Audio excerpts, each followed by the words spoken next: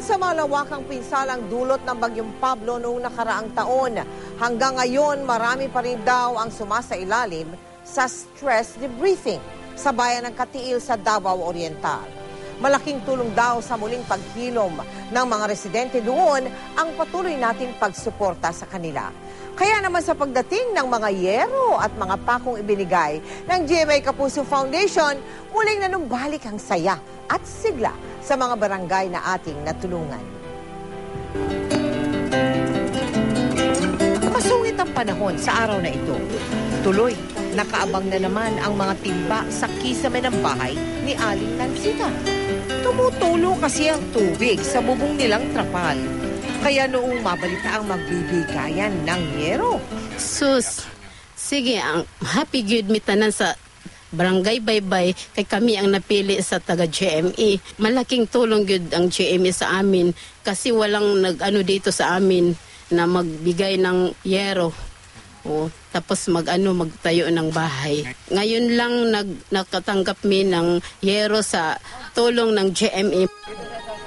Kahit panaka-naka ang ulan, nagkaisa naman ang lahat sa pagsasagawa ng ating misyon. Ang mga dating natumbang puno ng nyog, gagamiting haligi. Si Aling Catherine at Mang Antonieto, kasama ng iba pang residente, buong sigasig na tumulong sa Kapuso team at sa mga sundalo. Tambayayong, salitang Mandaya sa Mindanao, na ang ibig sabihin ay bayanihan. Sa araw na iyon, ang sigaw ng lahat, tambayayong, tungo sa pagbangon. Sa punta po mga tata, mga ganda, ayaw yung talente ang Kapuso Foundation. Sa bulan o tiginit, sa Salbarta, ayaw yung talente ang Kapuso Foundation.